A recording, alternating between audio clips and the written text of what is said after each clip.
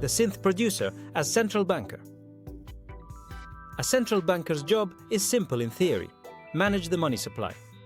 Too much money in circulation, you get inflation. Too little, deflation. The goal is equilibrium. The right amount of currency moving at the right velocity to maintain stable markets. A synth producer's job is identical, just in a different medium. Modular synthesizer is a system where oscillators produce frequencies, filters shape them, envelopes control their evolution, and mixers combine them. Too many oscillators running simultaneously, and the entire system becomes harmonic chaos.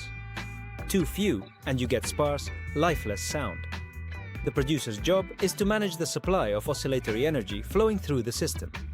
One invests in bonds and adjusts interest rates. The other adjusts LFO depth and feedback paths. They're the same person. I met Oskar in Stockholm in 2023. He was a modular synth designer and live performer, creating dense, layered ambient soundscapes that required complete control of dozens of parameters simultaneously. He was, without knowing it, practicing central banking in real time. I said, "You understand monetary policy better than most Federal Reserve economists." He looked confused until I explained. A modular synth system is a closed economy. The total oscillatory energy available is limited by the number of modules, their output specifications, and the power supply budget. As Oskar added more sound sources, he had to become more careful about managing feedback loops, controlling signal levels, and preventing harmonic collision. It's identical to managing a national money supply. If he wanted to create richness without chaos, he needed to 1. Manage the total energy available. 2. Control the rate of energy distribution. 3. Balance competing oscillatory sources. 4. Prevent cascading feedback collapse.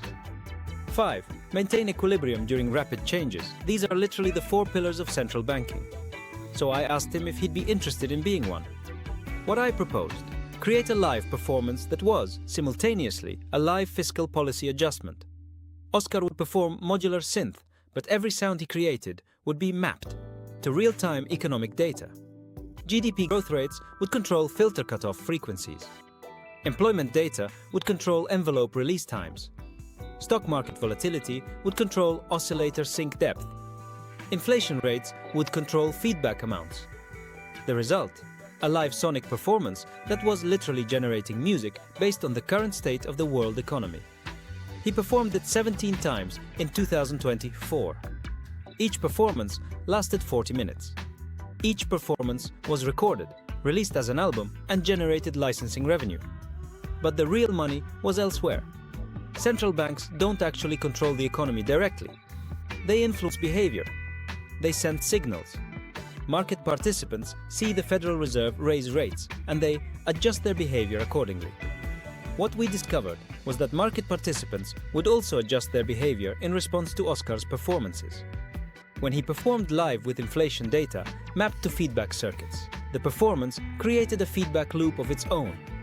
Artists responded to the sound. Musicians created work inspired by it. The culture shifted slightly. Market sentiment shifted. Money moved. We had accidentally created a system where a synth producer, through the act of creating music from economic data, could influence the very economic data he was translating into sound. He became a central banker without ever reading an economics textbook. The performances continued. He refined his system. By 2025, his live performances were moving capital markets the way Fed announcements do. Not because anyone consciously recognized the connection, but because the cultural sensation he was creating through sonic transformation of economic data was fundamentally influencing how people thought about money, value, and growth. He was performing central banking policy in real time, and the economy was dancing to the rhythm. The lesson here is profound. Central banking isn't about numbers. It's about frequency.